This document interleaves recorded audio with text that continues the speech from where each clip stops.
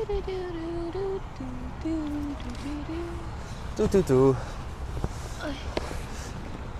Is your shit blinking red? Yeah. Oh, fire. Yo. Yo. We're back with another episode of Under the Canopy. Today I have a special guest, Megan Yu, in the flesh. How you doing today, Megan? Doing good. How are you? I think you can tell Megan's a little shy, bro. You see, Megan doesn't really fuck with me like that.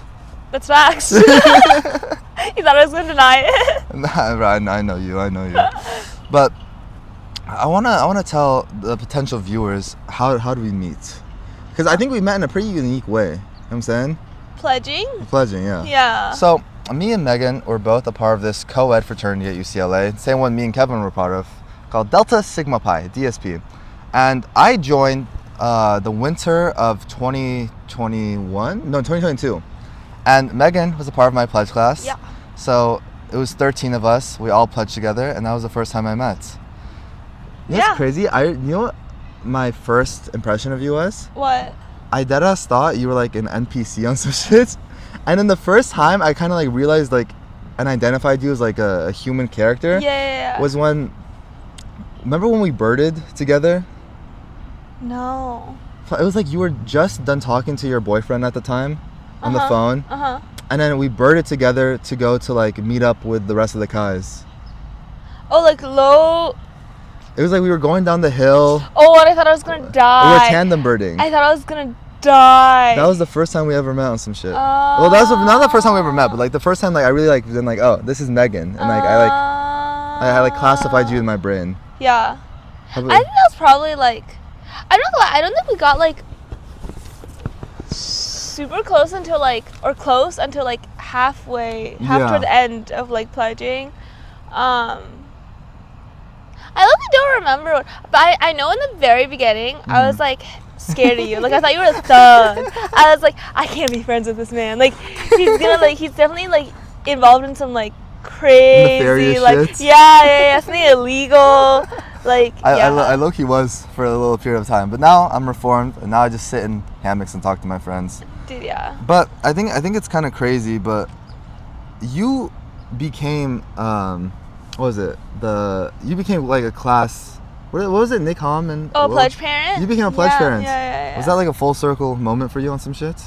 I thought it would be more than it was. Yeah. Like, cause I thought that, cause we're both really close to our like pledge parents. Yeah. But I think that the classes after us were not as close to their pledge parents. Really? So, and I think like I'm not very close to my class, so it was kind of like just quite disappointing. I think honestly the last like true pledge class or last class was the Kais, bro. Yeah, I agree. The Kais are goated. I know you might not know what the fuck they are, but the Kais are fucking goated. Yeah, our pledge class is actually so goated, bro. I wonder if the younger generation talks about that. They're like, damn, the Kais are just OP on some shit. Wait, I think they do, because also we're the most like professionally cracked out of everyone, and like we're the tight, like we're all friends. That is very true. Compared to like everyone else, and like.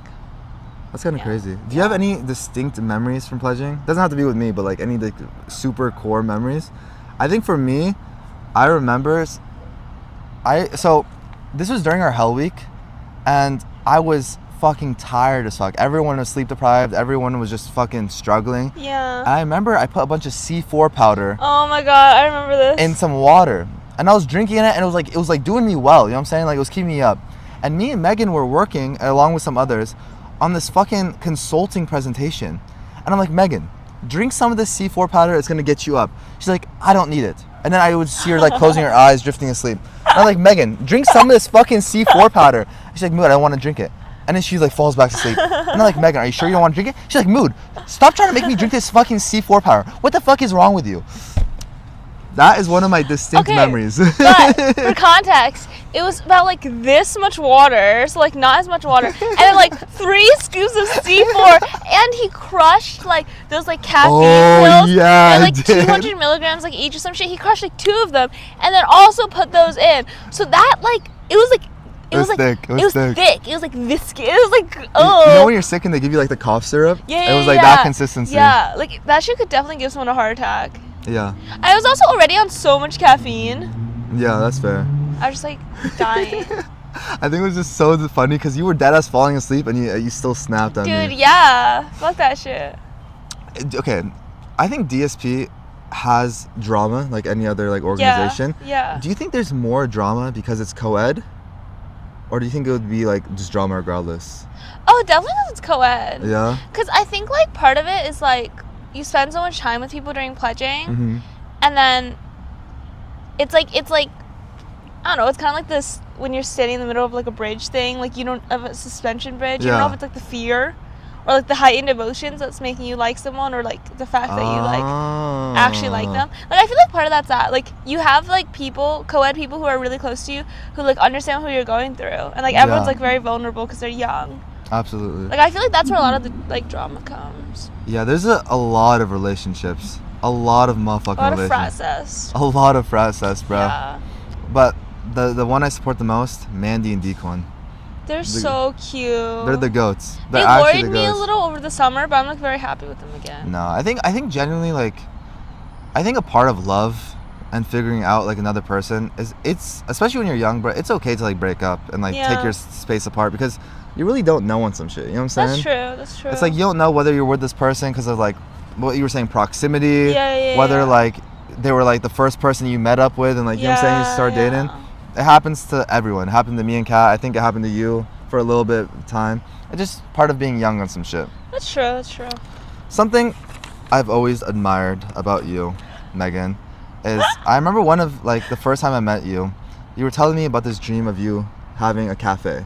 Okay. And like you wanted a cafe and you want like it to be really cutesy and really artsy on some shit. Yeah. And I think when you told me this back in the day, it always like stuck with me because it was just such like a unique goal and dream that you had that like I don't know, you were really like excited and like passionate about. So I want to ask, why is that your dream and when did you like decide on it?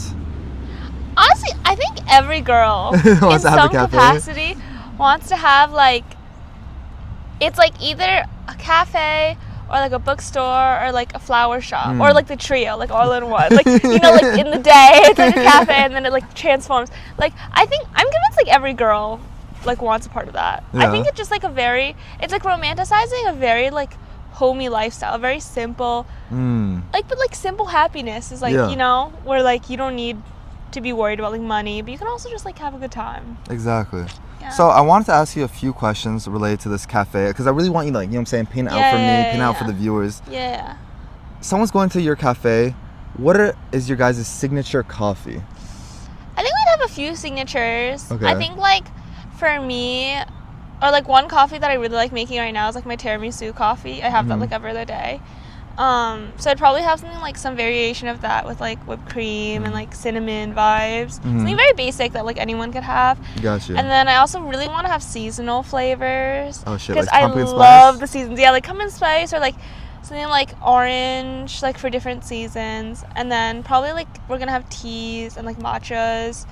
Damn, y'all have hella signature dishes. Also like hella signature drinks. Okay. Signatures.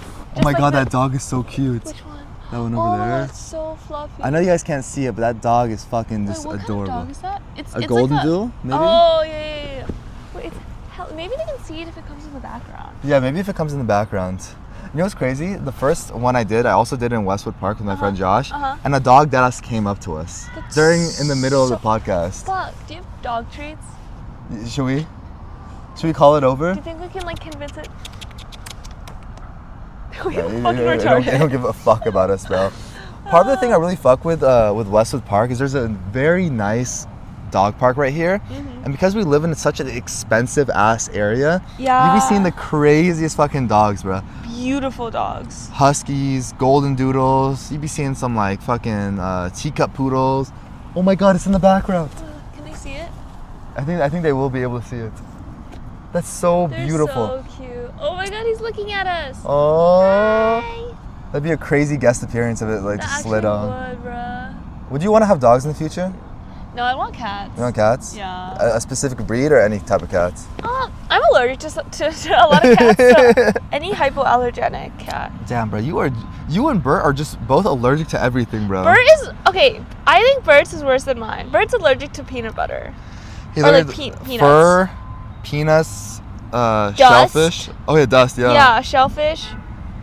Yeah, But you're dude. allergic to nuts also. Only tree nuts. Okay. And then like chickies. Okay. That's it. And then just fur. Just literally just cats. Like other furs like fine. Like literally just cats. You know, I think that's a sign from God telling you to get a dog. Bro, no. Wait, I would get like, what do they call it? Like a Samoyed? Samoyed? What's the cats?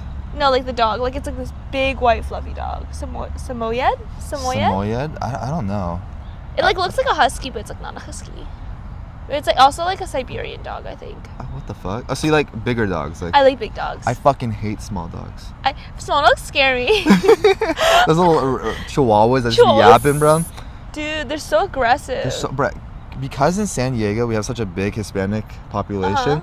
So many fucking chihuahuas, and they're so fucking annoying, bro. Wait, is this a thing? Like Hispanic people usually get chihuahuas? Yeah, it's like, you know what I'm saying, like their dog of choice. It's like, you know, the same way like Asian families be getting those white crusty dogs. Yeah, the Maltese or some shit. The like Maltese crusty dogs, Dude, bro. Yeah. Bro, those dogs are so crusty on some shit, Dude, bro. and they're kind of like, they just look like they're possessed. Yeah, Especially, bro. But going back to the the cafe shit, you just talked about your signature coffees. Is there like a specific type of location anywhere in the world that you'd want to have it? I think I'd want I think it's gonna depend on how wealthy I am. Okay. I think like your dream, you know what I'm saying? probably somewhere in like the suburbs. Okay. Like the downtown of a suburb. So it's not like really a city, but there's like a little bit of traffic, you know. You know what I'm saying? And I have a little bit of like, okay, like I'll get to meet new people, but then also like be able to have some regulars because it's still like in the suburbs. Fire. Yeah. Okay. And then every good cafe has some like signature like food snacks on the side, you know what I'm saying? What foods would you serve?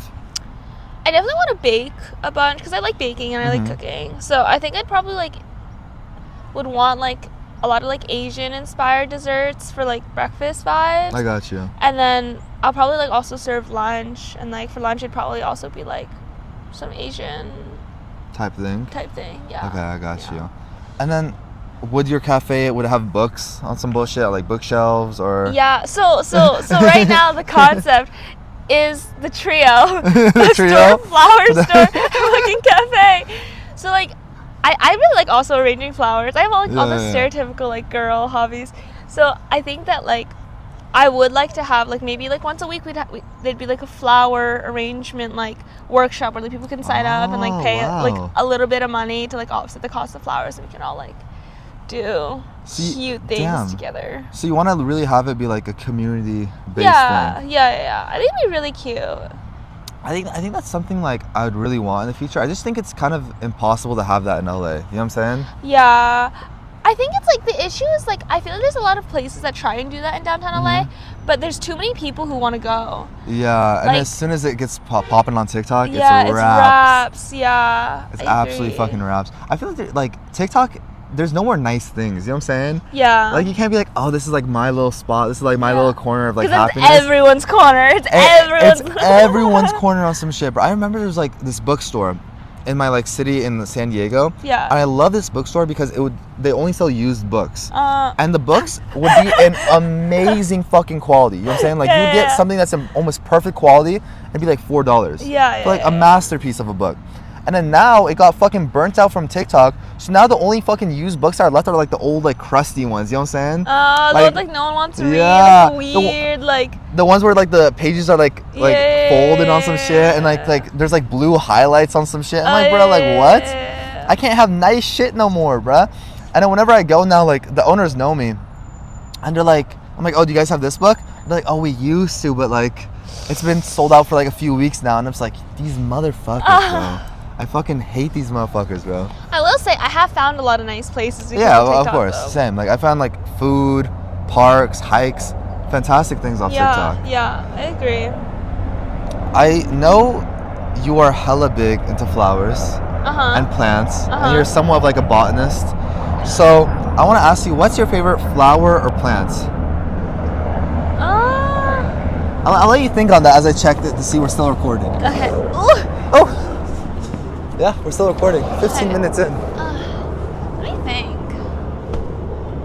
I don't know. You don't have to have like a singular one, but what are some like shit that you fuck with? I think roses are like pretty but overrated. Oh. And then I think like in bouquets, I really like how like tiger lilies look, or like lilies in general. I really like peonies. Like all the like very simple. The thing with like some flowers though, it's like, or like tulips for example, is that, and like tiger lilies, is that they're like really pretty and then they like shed everywhere because they're like flowers, like the petals fall off and the pollen. I'm also slightly allergic to pollen, so it's like kind of problematic because like one time I had like a whole thing of tulips and like this like bedside table, and like one night they like opened all the way, so all the pollen just like fell like all around me, and I was like sneezing for like a week, like, but they're really pretty. You know what's crazy? I have to say thank you. My girlfriend Kat, I love her to death, she came to visit me this weekend, and when we were in Seattle a few weeks ago, Megan suggested I get her like these flowers, like the dried ones that like last year. I gave it to her and she loved it, so I just want to say thank you for that. Wait, so cute. They're actually like really nice. They're really, if there was a store like that in LA, there probably is, I'd buy a huge fucking bouquet because I feel like that'd look really nice. But I wanted to paint out some environments or some shit, you know what I'm saying? Some environments, some situations, some settings. I want you to tell like what kind of like flowers or what kind of vibe of flowers you'd put in it. You know what I'm saying? Because like I was saying before, I feel like flowers, plants, obviously they're living organisms. And like similar to humans, they have personalities, they have distinctions, and they can either like lighten a scenery or like, you know what I'm saying? They can add a lot to an environment. So the first thing is, I want you to picture this, right? A beautiful summer beach house. A lot of like big glass windows, a lot of sunlight. Just very like beachy vibes. Like think about like Newport Beach or maybe like the Hamptons or something of the sorts. You know what I'm saying? What kind of flowers or plants would you put in that to match that? I think the thing is like if you only have indoor plants, it's kind of hard to grow like flowers because for them to really prosper, it's like best that you put it in like actually dirt, like outside. Fuck it, put dirt also. Like, do whatever like you want with this situation, you know what I'm saying? Yeah, I don't know. I feel like you could grow like inside, you definitely want like big leafy plants like monsteras. You could also grow like bigger cactuses. Just like honestly, like if you have a shit ton of sunlight, there's like not a lot of like limitation on what you want to do. And like also, I feel like it'd be kind of fun. Like I have like a little vegetable garden at home. Like I think that vegetable plants like in New Jersey or here? In New Jersey. What the fuck? Yeah. So like we grow like blueberries, strawberries, peppers, cucumbers, tomatoes. Yeah, like a bunch of like dill. Like dill pickles? Or like dill like the plant. What the fuck's a dill? It's like this like leafy. It's like it kind of looks like these. Okay. Yeah, but they're like, I love dill. Yeah, I think like personally, it. Oh, so you put that with the cucumbers. Yeah, and then it turns into dill pickles. Yeah. Oh shit! I never knew that. Yeah, so dill pickles taste like dill. But no, I think it's like, for me, I think it's like very efficient to have like plants that look pretty, but also are like actual plants. You know what I mean? Like or like vegetables, or like can give you some like sustenance. Like for example, like a lot of people have been growing like purple cabbages because purple cabbages like grow to be like fucking massive, and they look really pretty in your garden too. I see. Like I feel like cute and like functional vibe is like. Have you seen those watermelons in Japan that are like squares? Yeah. Those are so fucking fire, bro. You don't eat them though. You don't eat them, but like for decoration, they look so fucking fire. I was also looking at this thing, like those pumpkin growing contests are crazy. They're crazy. Bro, I was just watching this video on YouTube, and a motherfucker had a pumpkin that was 900 pounds, bro. And they take it to these fairs, and it gets judged on some shit, bro. And I'm like, damn. Like humans and their passions are just they're so random and they're so cool, bro. I agree. Because you really have like motherfuckers that specialize in everything, you know what I'm saying? It's true. Yeah. Like I also, have you seen like the videos of like the pumpkin growing contest where like the pumpkin splits and then they can't do it for the contest anymore. No, It's like that'll be so sad. sad. Imagine you're going like a monster. You're like, this is gonna win first place, then it fucking splits one night. That's so sad. Because it's just like it's too big, like the pressure on some Yeah, shit. yeah. That's crazy. How long do you think those take to grow? Like a year or more? I honestly don't know, but I would imagine like at least a year. I don't even know how do you make a pumpkin grow to be that fucking size? Like, do you just like, cause like you know how like shit just gets ripe? Yeah. Do pumpkins not get ripe? I think they do. I think it just like you have to like manage how much it can grow. Like, you know how you like trim like bonsai trees and stuff, is like you like trim it and like have it grow certain ways. I imagine it's like you like manage their growth in like that kind of same way. So like you keep it slow but like steady. I got so it doesn't you. ripen. I was seeing something also. They put up like these little like tents above the pumpkins. Oh, yeah. To like you know what I'm saying, manage the sunlight. Yeah. That's crazy, bro. Yeah. That's absolutely crazy. I mean, I've always looked at that. You guys can't see it, but there's a structure there, and I've always wondered what the fuck it is, bro. Do you think it's like kind of looks like a slide? It just like modern art. I don't really understand it. It kind of looks like the heart organ. It kind of does, bro. On some shit, bro. I don't think it's a slide. You don't think so? You want to go explore it after? Sure, but I think if you like slide on, you're gonna break it. Wait, if I sat on it, I'm gonna break it? Yeah. Bro, I'm sitting on this hammock. Nothing's breaking, bro. I know, it's like so close to snapping, bro. Every time I move in this hammock, bro, you see a little like on some shit, bro. I wasn't gonna mention this, but ironically enough, in this hammock when I filmed the first one with Josh, our hammock collapsed. Oh, do you have it on video? I have it on video. If you go watch the first one, wait, low-key, this might be the same fucking tree we used. That's crazy. Are you warning me that it's gonna snap? No. You're way lighter than Josh. We'll be chilling. Okay, next situation, right? Yeah. You're moving to Manhattan very soon. First, how do you feel about that? Are you excited? Like, low-key, no. I don't really like Manhattan, to be honest. I think it's like I like the idea of Manhattan. Yeah. But I think like right now it hasn't. Oh my god, look at how many fucking dogs there are. Oh my god, bro. There's like 5 dogs. There's a Bro, guy with 5 dogs. Should I flip the camera around? 6 dogs. 6 dogs. 6 dogs. It's alright. Hopefully he comes into frame. Oh my god. That's crazy. That's crazy. Bro, one of my friends was telling me this. So, I don't know if you guys know this, but a motherfucker right now is unemployed as fuck.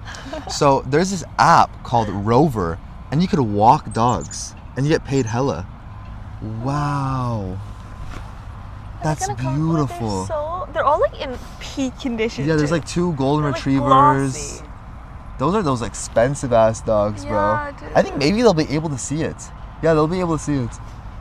Those dogs are beautiful. Yeah, as I was saying, if anyone out there is unemployed like me, there's this app called Rover where you walk dogs and you get paid fat for it. Have you been doing it? No, fuck no. I don't think I want to be doing that. But like my friend was saying, you can get paid like 20, 25 an hour. Oh, that's looking really good. And that's like per dog.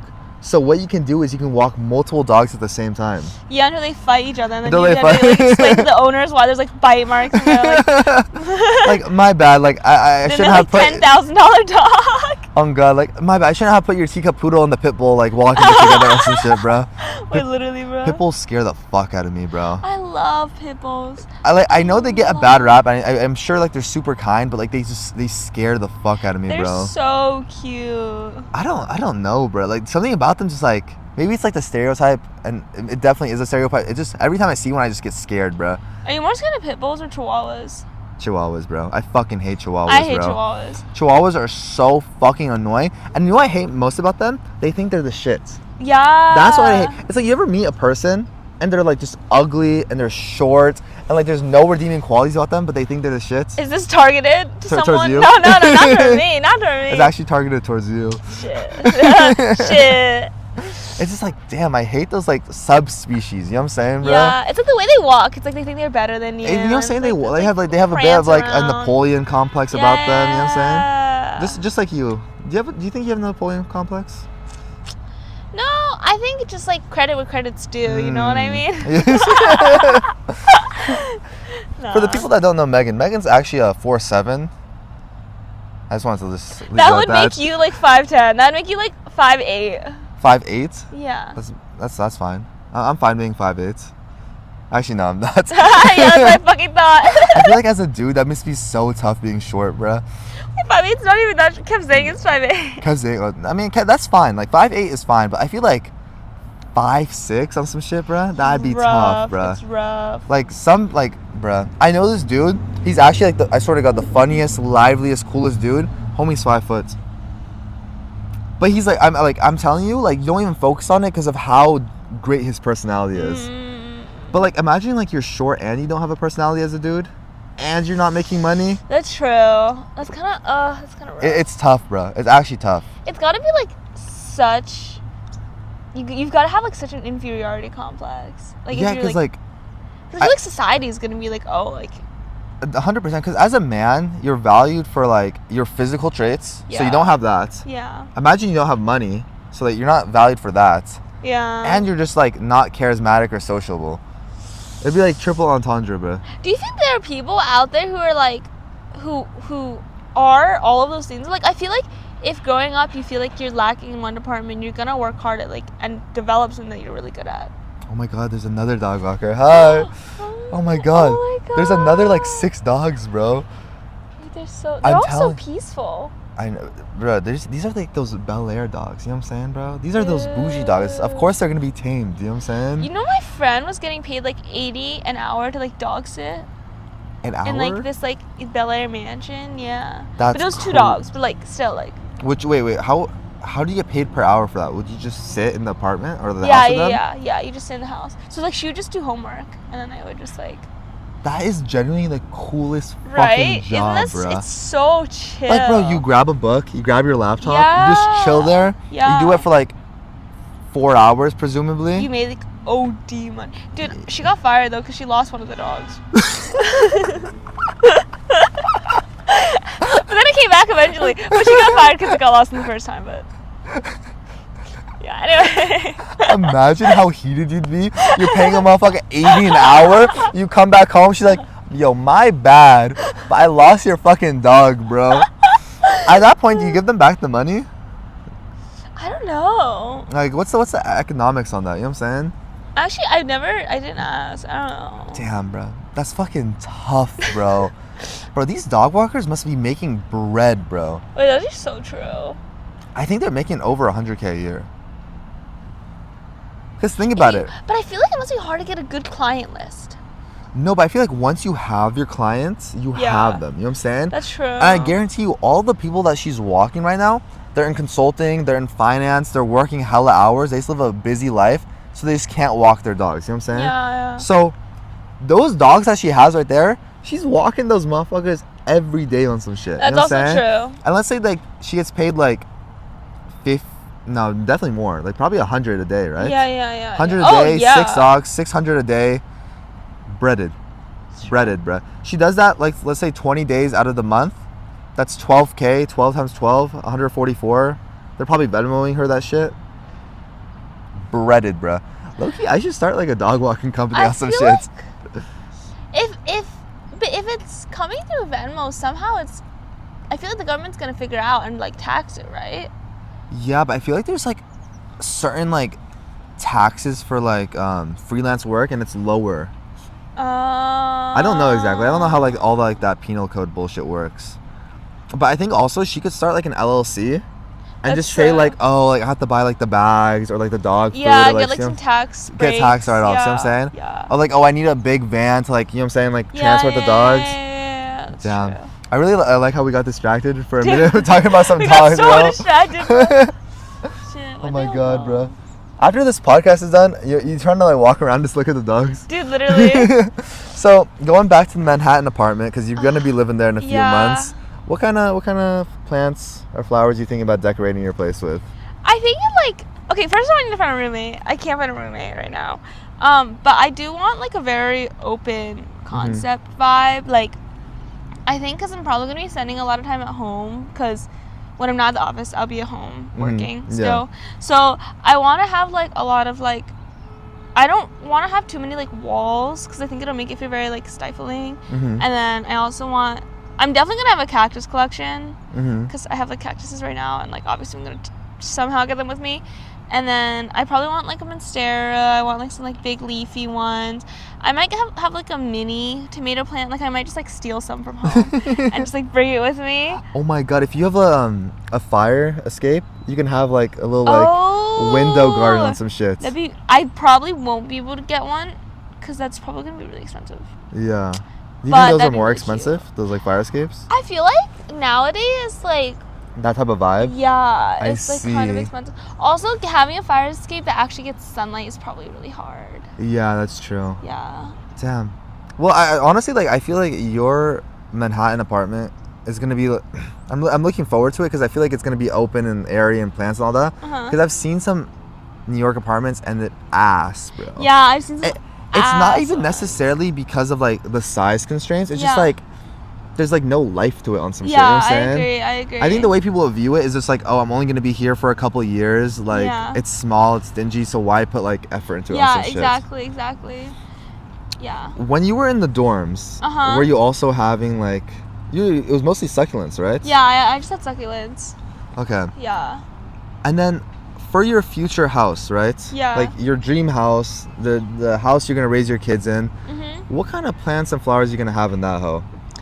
I think I want like a similar like situation to what I have right now. Like I'm definitely want to have a garden. I'm definitely gonna have like lots of plants like in the front yard and backyard. I definitely want to have a lawn. Would you have some like crazy trees and plants? Yeah, I do want to like plant. I want to plant a tree with like each of my kids are born. And then, like, the idea is, like, I'm going to keep this house for a while. And then, like, when the tree's a certain size, like, they'll be a certain size. Like, my parents try to do that for me. And then a lawn mowing dude, like, ran over my tree and killed it. And then we moved. So it never happened. I'd be so heated if I was your parents, bro. Dude, because it was like this little sapling. And then we put, like, big-ass rocks around it. Because, like, we thought the lawnmower wouldn't be able to go over the rocks. And he just fucking sent it over the rocks and like killed my tree. I was so sad. Bro, you know, it'd be hella cute on some shit. I don't know if this would work, but if you were a baby, right, and the tree was already established, you know how people be doing those height markers? Oh yeah. Do the height marker on the tree on some shit, That'd bro. be really cute. But what if it like rains really bad one year and it's fucking like it just like fucking like destroys everything, all bro? away, yeah. What kind of trees would you have in your garden? Okay, I really want bamboo. The thing with bamboo is it's like incredibly invasive. So it's illegal in New Jersey right now to plant bamboo because it's so invasive. They don't fuck with the Chinese, huh? Dude, shit, what can I say? But like when I was growing up, it would snow a lot in Jersey, and we had like a bamboo forest, and the weight of the snow would like cause the bamboo to bend over, and then I could like hide under it. So it was like a little cave of like bamboo. That's crazy. Yeah, it's a super core memory. You ever heard of bamboo torture? No, what the fuck is that? So the Chinese, you know what I'm saying? Why are you pointing at me? I don't know. You know what I'm saying? Apples to apples. But they used to do, like, your ancestors. Okay, let's calm down. They used to do this shit in the past where, let's say, like, they captured, like, a prisoner of war on some shit, you know what I'm saying? They would plant bamboo and then lay the dude on top of the bamboo. And because bamboo is the fastest growing plant, the torture would be, like, the bamboo would, like, grow through them. What? Yeah. How would it not get, like, bent? I don't know exactly, but, like, because how would it get sunlight? I don't know exactly. But this is Did you damn learn this on like a TikTok video? No, I swear. I learned it from the History Channel, bro. It's like a real way of torture, bro. I also saw it in a museum. Oh, really? Wait, the San Diego used to have this thing called the Torture Museum. I think right now it's in Paris. You would be into that. Wait, it was really cool, bro. Like, the way people used to torture people was like crazy, bro. Like crazy. I heard about like the one with like the spiked box and they slowly close the box. Yeah, they slowly close it, bro. Yeah. I think also another famous one is the one where they stretch you out. Oh yeah, that's so. Oh. There's also one that the Vikings used to do, and I think this is the most grotesque one by far. So they would like hang you up, right, by your limbs on some shit. So like your arms, your legs, and then they would attach like these hooks to your ribs. And like they would open up your guts, you know what I'm saying? Like that on some shit. So they'd put the hooks on you and then they'd pull it and you just like open up on some shit. There was also one that the Romans used to do called like the boiling cow or something of the sort, the boiling ox, and it would be like this huge like bronze hollow cow. They'd put you inside and they'd light a fire underneath it, and you would just like boil alive. Ew, that's another so one. Another one that was really popular. I know all of these things because I used to I really fucked in the museum on some shit because they It's a red flag. It was like the biggest museum in San Diego at the time. You ever heard of Balboa Park? Yeah. Yeah, it's like Balboa Park, for those who don't know, it's like this huge area of San Diego where there's a bunch of like gardens and museums and artifacts, etc. And that was one of the biggest museums at the time. Another one was like they'd put like food on your stomach, right? And then they'd put rats, and then they'd cover up with like a bucket, and then the rats would like just claw at your stomach on some shit. But they know that. But wouldn't they just eat the food and not your stomach? Yeah, but then they're trying to escape on some shit. You know what I'm saying? So they just like start clawing. And also the rats have like claws on some shit. Okay, enough about torture. What the fuck was that? Bro, you know what's sad? I heard that when you guys went down to San Diego, you guys didn't really do much, bro. Dude, we low-key we low-key just like bummed around. Like, I think like the most exploring we did was when me and Sam like walked somewhere to go get coffee and we like looked around. You were like perusing around? Yeah. Bro, that's why like whenever people go to San Diego, if you're not a real native, you're not gonna like really show them a good time, bro. I think it's also because like our group was kind of divided on whether or not they want to like hike and like do a bunch of things. Yeah. So then we ended up just not doing anything. And the guys wanted to like fucking watch like the football game and like play Smash. What I really want to do is I want to get a B&B in San Diego and like give my friends a true San Diego experience. Because like for example, if I was taking Megan to San Diego, let's say it's like Friday, Saturday, Sunday. Let's say we get there Friday midday.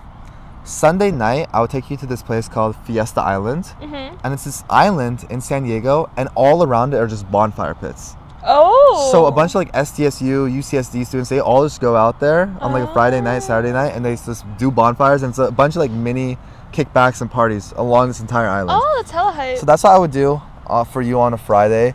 Saturday, I would take you to I'll take you to Balboa.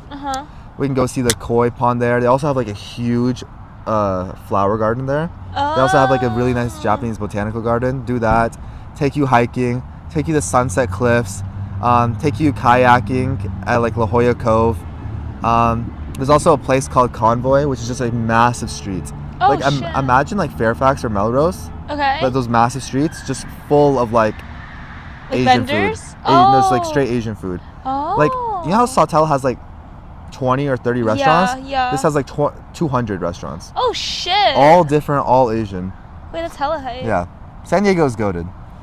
But moving on to the next segment, and these are my two favorite segments.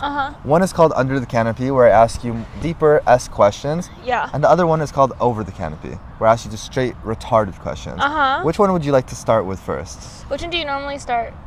My guests choose. I've had people do the retarded one first, and they end off with like the more deep life stuff? ones. Or they do the deep stuff, and they end off with the retarded shit. We can start with the retarded shit. Yeah, you want to do that? Yeah. So, Megan is a big League of Legends fan. Not big. Not big. Not big? Not big. I you know. You dabble. I dabble. Okay, that's fair. Because like the people who are intense about League, they're intense. Yeah. So, League of Legends is known for having bad bitches as like the characters, and I know because you're a lesbian. I'm not, but there's nothing wrong with people who are. She's capping. There's nothing wrong with being gay. You know what I'm saying? I support Megan for her preferences. I'm not though. What League of Legends character do you think is the baddest? Because my boy Mikey, my roommate, he talks about this a lot. A lot? A fair amount. Like Ari. Ari?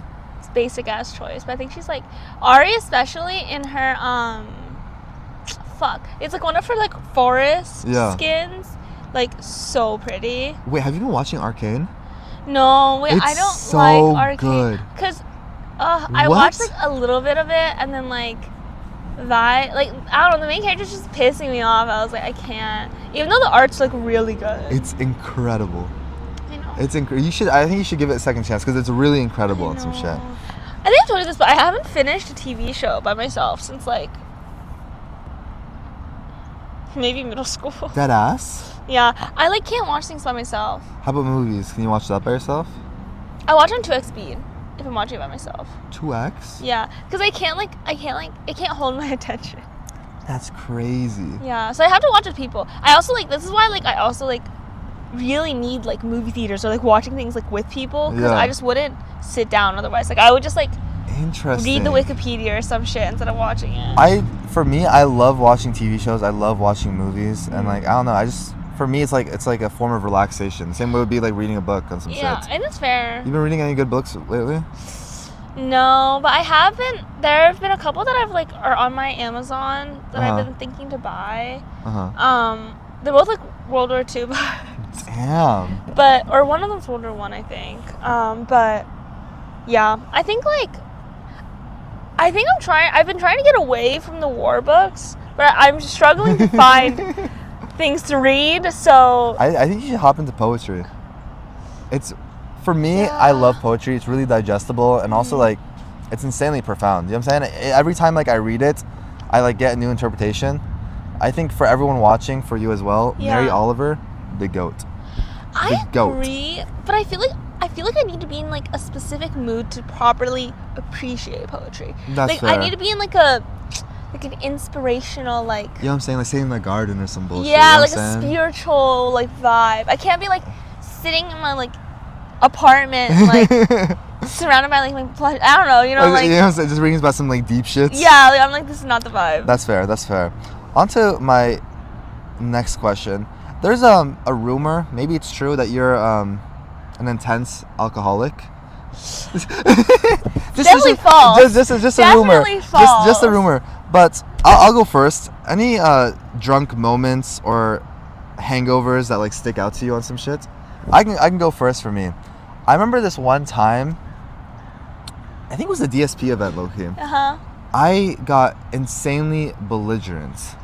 And for some reason, whenever like I'm really like belligerent, I don't like being in my bed. I like laying on the floor or on the couch or some shit like that. Yeah. And I remember this drunk night, I was really faded, and I was like, I really want to lay down in my bathtub. So what I did was I went in my bathtub, I fucking put like the water and all that. Yeah. And I just took a nap in my bathtub for like 3 hours, bro. You could have drowned. That's how people drown. I could have, but like my bathtub was really small, and I was like, I was deadass like this. You know what I'm saying? So I was like, you know what I'm saying? I was chilling on some shit. But I woke up in the bathtub, and then what I did was I fucking yacked into the water, and then I went back to napping. So you like bathe in your own yak? For a little bit, yeah. Oh, that's so gross. That is pretty gross. But see, that's a moment for me. How about any moments stick out for you? I don't know. I think sometimes when I get like super drunk, so I'm like usually like very happy drunk. You are. And then I think like, oh, okay. You got a good one? This was the first time I blacked. Okay. So basically I was drinking with like my friends and like my boyfriend at the time, and I drink a lot. Like I didn't eat a lot that day, and then the way have you had a green tea shot? No, I haven't. Green tea shots are like fucking delicious. They're like, fuck, I forgot what's in it, but green tea is not in it. But there's something in it that's like really good. I took like maybe 8 or 9 green tea shots, but I was chasing with Four Loko. God. And then I also had drinking a bottle of wine before this. God. So I was like coy, and I like finished the Four Loko. So I at least had several shots of the green tea thing, and then a Four Loko and a wine bottle, like a full bottle of wine. That is crazy. So I was like, yeah. So I just didn't like I blacked the entire second half of the night. Yeah. But the first half was like when we were like hanging with like his friends, and it was like super like I was like happy-go-lucky, blah blah blah. Like it was very vibe. And then we got in the car, and I started like crying about like dumb shit. Like I was like, I think he told me after. I didn't remember this. I didn't remember crying at all. I didn't remember anything about like fucking like from the apartment to like when I got on my bed. I didn't remember anything. He said I was crying because like I had a dream that like I ordered a sandwich and they didn't give me pickles in it. And I was so upset that they wouldn't give me pickles. And then he is like, what the fuck? Like, when did you eat a fucking sandwich? Because I hadn't like had and there was like no context for this. I didn't have the dream either that I like remember. And I was like apparently crying for like a straight hour about like how they wouldn't give me pickles on my sandwich. And like he said like at some point he tried to be like, oh like do you want me to like ask them for pickles for you? And I was like, they don't have pickles. And like it was just like a whole like stupid. I didn't remember any of it. Like totally black. Dude, like you know you do this quite often. Black? No, not black, but like you like get really emotional about like the dumbest shit when you're drunk, bro. I remember this one time specifically. It was Sam's birthday. Sam's birthday party. And fuck. And then Megan comes up to me, and we were all like sauced at this point. She's like, "Kat is so beautiful. You are so lucky to have Kat. You understand how beautiful Kat is." And I'm like, yeah, she is really beautiful, and I really do like love her on some shit. She's like, no, you don't understand. She's so. I was like, bro, what in the fuck? And that's when I started coming up with my theory that Megan's a lesbian. Wait, I was like on a perk that night. Wait, yeah. Apparently I went up to several people and I was like, oh, I am so grateful to have you in my life. And then I would walk away. And I'd be like, what the fuck? Yeah, I was actually on a perk. But wait, that's like good that like you're like, you know what I'm saying? Like you're really happy and euphoric when you're drunk. You know what I'm saying? Not as hell embarrassing, bro. Except that like pickle story. Maybe like you really fuck with pickles, bro. I literally have no idea where he, because I have no, even when he told it back to me, I was like, that didn't happen. Are you a big fan of pickles? I do enjoy pickles. Okay. I think the average person will enjoy I really do fuck with pickles. Have you seen that pickle sandwich on TikTok? Oh, where they fucking replace the bread with the pickle. Pickles? I don't like it that much. I feel like I would really fuck with that shit, bro. Bro, yesterday me and Kat went to Disney and like we got these pickles, bro, and they were bussin', bro. Oh, they're like the pickles on a stick? Not the pickles on a stick. They were like these pickles in like these like plastic bags. Oh. And they were like, you took a bite and like it was just water would just pour into your mouth and some shit. Have you had like the freshly Have you had the freshly pickled cucumbers in Japan?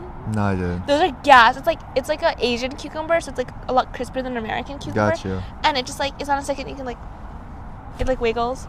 And then you just like it's so good. It's like a little bit of lemon. It's so good. Damn. I devoured those. God bless pickles, bro. I really do fuck with pickles. Pickles. Okay. When you are interested in a man or woman, because you might be a lesbian, In a man. What is your biggest ick first, and what's like your biggest like turn on? I know. Can I guess for your biggest turn on? Yeah, I already know. yeah. Intelligence. Yeah. Okay, my type is a little. Oh, you're such a cute dog. So cute. Such a cute dog. Hi. He's not very trained. He's not very trained? I've seen him for like 5 days now. Wow. Beautiful. 5 days. Beautiful dog. Yeah. Wow. Have a good day. Have a good day. Oh my god, a dog almost came up to us. He's so cute. Wait, he's super polite for like Yeah. a dog of like 5 days. And he's super happy, bro. Look at him. Yeah, he's so cute. Aww. Oh, that's so cute. Yeah, so, okay, my type is like... Okay, so my type is like... I think intelligence is like super attractive. I had this conversation with like some of my friends. Like Emma, my roommate, thinks this is unattractive. I think tattoos are so attractive. I think tattoos are And really I think attractive. tattoos, like motorcycles, are really I think attractive. it's a double-edged sword though for tattoos. Because if you have nice ones, oh my god. But if you have like ugly, random like ones, yeah, that, you know what I'm saying? I agree. But when I was in London, I met this dude and we were just like chatting up, and he had like all these like random tattoos. Like, you know what I'm saying? Like one here, one here, one here. Yeah. And they're all like really random shit. Like one's like I remember one was like a dice. Yeah. And then the other always one, the dice. They always and have the other dice. one was like a bird. And then like the other one was like a fucking sword or some bullshit. The other one just like said mom or something. Like, you know what I'm saying? And I asked him like, oh, like what's the meaning of these tattoos? Yeah. He looked at me. He's just like, I just thought they were really aesthetic. Oh. And I'm like looking at this dude. And I'm like, bro, what the fuck is wrong with you, bro? Yeah, no, I think that's fair. But I think like very intentional tattoos are so attractive. Like if they like if they fucking like got it for their mom or some shit, or like, okay, Yeah. not if it just Or like says those, mom. I like those big pieces. You know what I'm Oh, saying? yeah. Oh my god, bro. like the like or especially like if it's like, I don't want people to be traumatized, but like if it came from like a traumatic Yeah, event, yeah. like very meaningful, Absolutely. like very thought through. I love when it has actual like meaning. Yeah, you know it's what like I'm saying? I agree. And not just like that simplistic meaning of like, oh, like I fuck with like food. Strawberries. I fuck with Yeah, strawberries, yeah, like, yeah. oh, strawberry or some shit. Yeah. So biggest ick? You didn't. Biggest ick. It could be hella random also. I don't know. While you're thinking about it, I'll go first. I think my biggest ick in terms of women is I really dislike when women curse a lot. Like, I think it's completely fine if you curse as a woman. Like, bro, do your thing. Like, I don't give a fuck. Sexist. But when you curse a lot, like every sentence, you're like, the fuck? The fuck? The fuck? I'm just like, bruh. So that's the ick. A biggest turn on is I love someone who's like motivated on some shit. I agree. Like, go get your bag. Like, go agree. like do some like shit. You know what I'm saying? I agree. And it doesn't even have to like be related in terms of like money or whatever. Yeah. It's like they're just doing like if you are like training for a marathon. Yeah. Or like you're like really good at crochet. Like just people that like just do shit. You know what I'm saying? Just like you just need to have passion. You need to like love something. You know what I mean? Like you have to like treat life like a game on something. You know what I'm saying? Like really just like have fun with it. Yeah. I agree. Oh my god, there's so many dogs. There's a husky now. So cute. Aww. He's so cute. Okay. I think it's like kind of an ick if guys are like super picky about food. Because part of me, like, I Interesting. love food. So I love, yeah. So I think it's kind of an ick like, if you're like, if he's like, oh, he will only eat like chicken tenders and fries and like Got burgers. you. Like he won't like try like, I don't even like need us to eat like scorpions or some weird shit like Yeah. that. But just like I feel like if you are so immature that your food preferences are literally like just like two food groups, like okay, like pizza, hamburgers, and like chicken tenders. Like yeah. I feel like it's just kind of sad for me because I'm like I can't really cook for you. Like we can't really enjoy a lot of meals together. I hate when motherfuckers like they hate to explore like new restaurants and shit. Yeah, you know what I'm I saying? agree. Like for example, if it's like what's some like random like food? Like for example, like I remember this one time I was trying to go get Ethiopian food, Yeah. and I brought it up to like a friend of mine, and they're like, "Oh, I don't want to try Ethiopian food." I was like, "Have you ever tried Ethiopian food?" And they're like, "No." And I'm like, "Bro, what the fuck's wrong with you? Let's go get some Ethiopian food." You know what I'm saying? Yeah. Like people that are like willing to like explore the nuances in life. I agree. I haven't. Have you had Ethiopian food? I have. It's delicious. Really? I tried to get it one time, but like the one restaurant I walked into, like said there's a lot of cross contamination with things I was like allergic to. Yeah. So I was like, fuck, like it's fine. They do use a lot of like nuts and, And, shit like, like that. chickpeas and, like, chickpeas, yeah. But like their lamb, their meats, their bread, delicious. Yeah. On to this next question. What's a pet peeve you have? In people? Yeah. I think my pet peeve is I hate when people are like too cocky or like too full of themselves. I agree. It really irks me. I hate when people are like really fake. Mm-hmm. Like I feel like you can tell when someone's actually interested in like what you're saying or like I don't know, like actually cares about you Gotcha. versus like when they're not. I think like people who are like people who are like overly bubbly or like overly like, oh my god, like it just kind of Yeah. like rubs me the wrong way. It's like you think it's like a facade and some shit. Yeah. Gotcha. It's like I don't trust. It's like it makes it hard for me to trust you vibes. Okay. Yeah. Okay. I don't really know. And then last question, and then we'll move on to the next segment. Uh-huh. Is what's an embarrassing moment that you'd be down to share? I can go first on some shit. I think an embarrassing moment for me, and I'm trying to think back on some shit. Fuck, I didn't even plan this question out. What is an embarrassing? Because I do this question a lot, and I've already given some good answers. An embarrassing moment for me. I can think of one. You want to go first while I think? I of thought mine? of this yesterday, which is like why I thought of this. But I used to volunteer to be like an art counselor because I did art growing up. So I used to like teach little kids art. Yeah. And like one time, you know those like fences that are like kind of low, so you like step over them. Yeah. I know Yeah. what you're talking about. So like we had one of those, and like all the kids were ducking under it, and I was like, okay, like I'll just step over it. I stepped over it. My back foot got caught in it, and I just like ate shit. Like, I full, like, face planted into the ground, and all the kids are, like, milling around me, like, oh my god, are you okay? Like, are you okay? And, like, my nose started bleeding, and it was just, like, really... Bruh. Yeah, it was, like, so dumb. Because, like, the other counselors asking, like, oh my god, like, what happened? Like, Yeah. and I'd be like, oh, like, nothing much. Yeah, but that was embarrassing. Your story inspired me to come up with my story. So I was in 6th grade, and we were all playing soccer.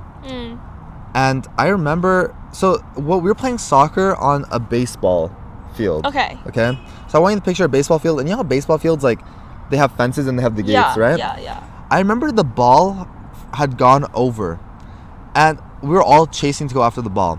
So someone is running in front of me, someone of the opposite team. He opens, like, the gate for, like, the fence, and he pushes it, right? And I'm running behind him. And when he pushes the gate, it flings back with momentum and smacks me dab in the center, and I end up passing the fuck out, bro. And I wake up, I'm passing out, and my 6th grade teacher is, like, carrying me. Like, Dad's, like, fucking carrying me, and my face is all bloody on some shit, bro. And, like, I felt like, I don't know, like, I felt like I was, like, you know, like in the movies when someone dies and they're carrying him and everyone's, like, on the side being like, oh my god, you know what I'm saying? Like, shit like that. It was like when Tony Stark died or some bullshit. Yeah. So all my friends on the side was like, Mahmoud, and my face is all bloody, and then I had to go get stitches, and then the next day I came back, and everyone was just, like, looking at me, and I was just like, damn, I really goofed. Yeah. I really done goofed. It's hella funny. But on to my next segment, and I'm just gonna see if the camera's still recording. That's my biggest issue with this. I don't know if, like, the camera ever stops recording. So I'm thinking about buying, like, a mirror and just putting it behind on some shit. So on to my favorite segment, and I think the segment where I learned the most about my friends, because that is the purpose of this podcast, to interview my beautiful friends in beautiful places and learn more about them. So on to Under the Canopy. I want to ask you, how's life right now? What's making you happy, and what's not making you happy? Yeah, I think, like, life is pretty good right now. I'm quite happy because I feel like I've been able to spend a lot of time with my friends. Like, I've been able to create a lot of the memorable experiences I wanted to have in, like, my senior year of college, and, like, try all the things that I, like, haven't had the time or whatever to try before. I think the things that are, like, kind of making me less happy are like, I've kind of talked about this with some of the other seniors, but it kind of feels like graduating and, like, starting work is kind of this, like, impending doom kind of thing. And, like, I feel like there's, like, so many things that I want to wrap up nicely and have a good hold on before I really graduate and have to, like, start getting my shit together for life. And, like, I think that is, like, kind of what keeps me stressed and, like, a little unhappy. You're starting, like, pretty soon after you graduate, right? Yeah, so I start June 30th. And you graduate, like, what, like June 15th or some shit? Yeah. Damn. Yeah. Damn. Kind of ass. That's fair. Yeah. I think I wish I could, like, offer, like, words, like, be like, oh no, everything's gonna be fine. Yeah. But Victor and Ravi, like, I talked to them hella, and, like, they're dying right now. And you're working for the same company as Ravi. Yeah. Yeah. But I think genuinely, if anyone can do it, you got it, Megan. You know what I'm saying? Thanks, Mood. So, I think something I really respect about you, Megan, is that you are extremely kind and nice, and you treat people extremely well. You know what I'm saying? And Thanks, I'm Mood. sure there's been people who have almost taken advantage of that kindness in a sense. Okay. And my question is, how do you manage to stay kind while also simultaneously standing up for yourself? The answer is that I don't stand up for myself. Really? I don't think, like... Okay, first of all, I don't think I'm, like, especially kind. I think, Megan like, is especially Mood kind. is very kind. Like, I think it's more just, like, I have a very, like, easygoing personality, or, like, a very chill personality. So I think that I'm okay with most things because I'm genuinely okay with them, not because I'm trying to be kind about it. It's just the way you are. It's Like, it's just not that deep. It's, like, your perspective. Like, a lot of things just, like, aren't that deep. Like, I can be upset about it in the moment, but, like, give it a couple hours, I'm, like, not gonna care anymore. Like, it's not worth risking a friendship. Like, exactly. I feel like that's kind of the concept. That being said, I've been trying to be better about this, but I feel like I'm not very good at confronting people. Mhm. Like, I'm fine with, like, oh, you know, asking a server, like, for a straw. Like, that's fine for me, you know? But, like, I feel like the awkwardness of, like, sitting down your friend and being like, hey, like, I kind of didn't fuck with it when you did this, is something that I'm definitely still working on. Yeah. Especially, like, roommate stuff. I don't know why, but, like, It's hard with specifically, roommates. like, if they're being, like, super messy or, like, we have, like, rotating chores and they're not doing their chores, like, I feel so awkward being like, hey, like, can you do your chores? Like, I feel like that kind of confrontation is, like, still something that I'm definitely working on. I think it's definitely hard. Because I think it's like with friends, you want to always keep everything happy Yeah. and bubbly, and you always Yeah. want to like romanticize it in a sense. You know Yeah, what I'm saying? yeah. And it almost seems like, because I used to have this problem as well, it almost seems like those moments where you are being confrontational, it almost detracts from the friendship, and you don't want that. You know what I'm saying? Yeah. And also, it's like this psychoanalysis of how they're going to react to like how you're acting. Yeah. I think it's just at the end of the day, I think your closeness with someone can really be determined by how comfortable you are to say anything around them or ask anything about them. And I realized this even recently, you know what I'm saying, like I think within the past like year, is that if you really are like boys or homies with someone, you shouldn't be like, you know what I'm saying, like embarrassed or saddened or confused or anxious to like ask them of something, you know what I'm saying? Yeah. I think it's just like you just gotta do it, and I think it actually like brings people closer, you know what I'm saying? I think it can. It can. And, like, conceptually, that's like the positive of it. But I think like realistically, when it happens, a lot of times it's more like. I feel like a lot of times more like it's met with like passive aggressiveness or like some kind of like, because no one's gonna like have someone come up to them and be like, hey, like I don't fuck with how you do this, and be like, oh my god, I'm so happy that you put it out, like thank you, you know what I mean? Yeah. Like I feel like it kind of in like realistically ends up as, oh, sorry about that, like it's like kind of a rough point, and then you move past it, but you didn't really grow from it, you just moved past it. I understand. So I understand your mentality. So if they're gonna move past it regardless and not make the change, then it's what's the point of even like putting myself in that situation? Yeah, like creating that drama in the first place. I think I really do understand that. Yeah. I really do understand that. It just, I don't know. Sometimes it's like something that frustrates me is humans are such egocentric creatures. Yeah. I am, you are, everyone is. And no matter what you really do, it takes a lot of self-recognition to realize that you are completely wrong. Yeah. And not even just to realize you're wrong, but also like to make a tangible like difference. Yeah, I agree. You know what I'm saying? I agree. Yeah. So, on to this next question, and we kind of just touched about this. You are going into investment banking. You're going to move back to the east side of the country, and I wanted to understand your perspective on this because I feel like investment banking is something really unique where a lot of people just use it as a stepping stone to get from to the next place, because it shows your credibility and like your intelligence. Like, oh, if you can do 2 years in banking, you can do anything. And people, organizations, they look at that and they're like, I wanted to know, are you doing investment banking because it's the best next step, or is it because you're actually curious? I think that's a good question. I think that's something that I've been trying to decide between. I don't know if I've been completely honest with myself. I think that in my mind right now, it's like I do find it decently interesting. So it's like, even though I'm not like passionate enough about it to like actually be wanting to work like 100+ hours on it per week, I think you'd find like most people are hard pressed to find that they're passionate enough to like want to do 100 hours a week, like even if they really love it. Absolutely. Like, I think it's like fine. Like my perspective going into it is kind of that I don't really know what I want in my future.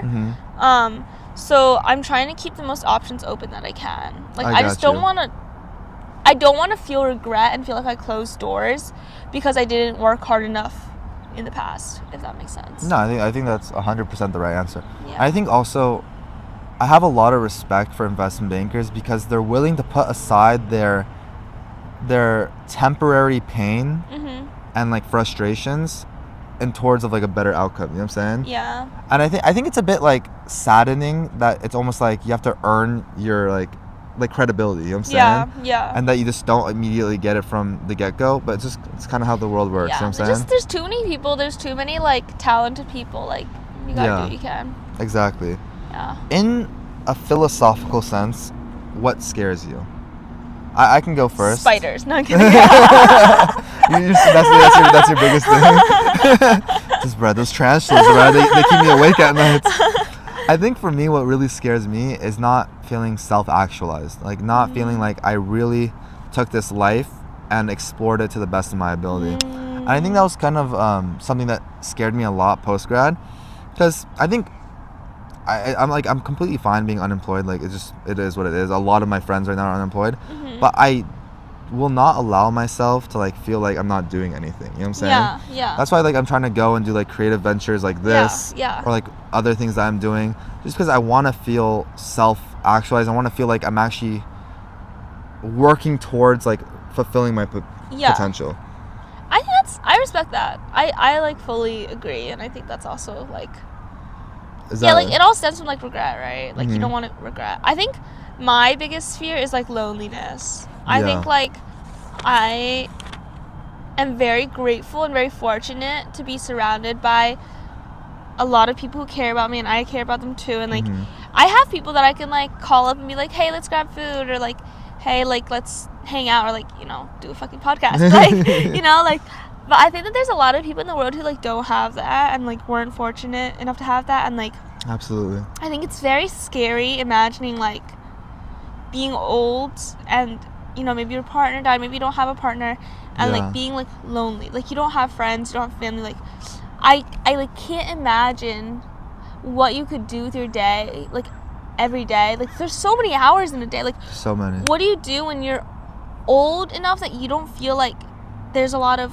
time left in the world for you to like create a new version of yourself, and you're not surrounded by like the community that you want to be? I think it's just like a very scary concept. Absolutely. Have you seen that chart where it shows you the amount of time you spend with people over like time? I haven't. So it's this chart that shows you like it's like from 0 to like 100 or whatever the fuck. And as you get older, you spend much less time with your parents. Yeah. You spend less time with your friends. Yeah. You spend more time with your coworkers. And the biggest jump you have in the graph is you spend exponentially more time by yourself, statistically. And I think that's also something that scares me, is because I love having my friends around and people that I love around. Yeah. And I'm scared for like the day if that ever, and hopefully not, like switches, you know what I'm saying? Yeah. Because I think to like have the perspective that it can never happen to you is naive. Yeah. And it sucks, because I love my friends, and I would always want to be in the position where I can just bull them and just chill with them. And I think it's scary that eventually, statistically, that most likely, if I'm statistically like on that graph, I'm gonna just be spending more and more and more time alone. Yeah. I agree. So, on to my second to last question. What's an aspect you love about yourself, and what's an aspect you don't so much love about yourself? It's a hard question. I think I like that when it comes down to it. I really like that when it comes down to it, I like can get things done. I think I like feeling productive, and then like that is also really helpful because it drives me to like see things through and like finish things, and like helps me reach my goals. I think in terms of something I like don't like as much about myself, I think like part of it is that like confrontation thing. I think sometimes it's like stifling to feel like uncomfortable bringing something up that you don't, expressing yourself. Yeah. But at the same time, like in the times that I have, I like usually regret it. So then it kind of feels very like the logic is very circular. Like it doesn't really seem like there's like a winning side. So I think like that part of me, I think, is something I'm like pretty unsatisfied or like pretty unhappy with right now. Absolutely. I think for myself also, I'll put myself under the spotlight as well. I think something I love about myself is I think no matter the situation, no matter what happens, I think I'm just go with the flow. I'm saying very feng shui. I feel like there's not enough time in life or in your days to like be butthurt about some stupid shit. So I try not to be. I think something I dislike about myself and something I want to improve is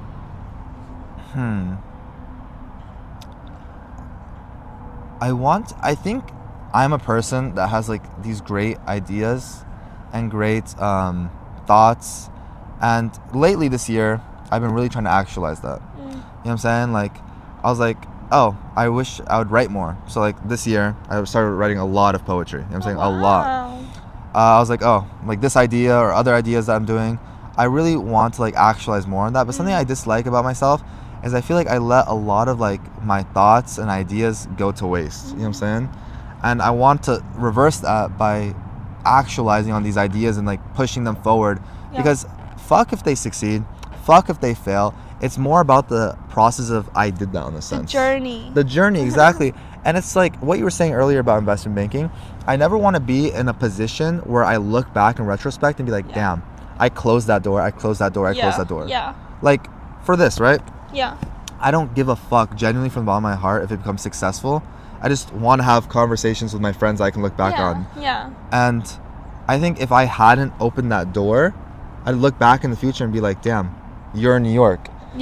This person's here. This person's here. When the fuck am I ever gonna have the time in the day to bust out a fucking hammock and talk to them for an hour? It's true. So that's my little answer. And my last question is, what are the times, the moments, maybe the environments where you feel the most Megan you?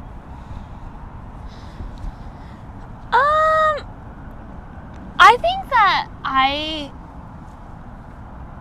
think there's like two answers. I think I'm a very different person when I'm around my family versus when I'm around my friends. And I think those are the times that I think I'm like the most like this is like that's like kind of who I associate with like the identity of like Megan you. Like I think like sometimes when I'm like by myself, I'm like, is this real? Like I feel like it's very easy to like lose track of like what you're doing, like you know, like doom scrolling and like I don't feel like truly myself at those times. I think it's like when I'm very in the moment with my friends and I'm like spending good time with my family, like those kinds of things, like I feel like the most accurate version of myself, if that makes sense. No, that completely makes sense. Yeah. I think for me, when I feel the most mood is when I'm in nature. I think whenever I'm in nature, I'm just observing everything around me. It's quiet, it's peaceful, and it's reflective in a sense. So I think that's when I feel the most myself. But that wraps up the podcast. Yay! That's my segment of Under the Canopy with Megan Yu. Megan, thanks for having me. Thanks for doing this. I also like doing this. I want you to keep this. It's like just a little memento as to what we did. A little something stupid to put in your drawer and then like be like, oh shit, I did that. I'll be like, what the fuck is this? What's this random piece of paper? Imagine you throw it away like right I'll, out there. Shred it. In the future, you're shredding papers and you just throw that in there. Like, oh, I don't need this. But that was Under the Canopy. This is Westwood Park. Yes. See y'all later. Adios. Bye. Thanks for doing that, Megan. Yeah, thanks for having me. An hour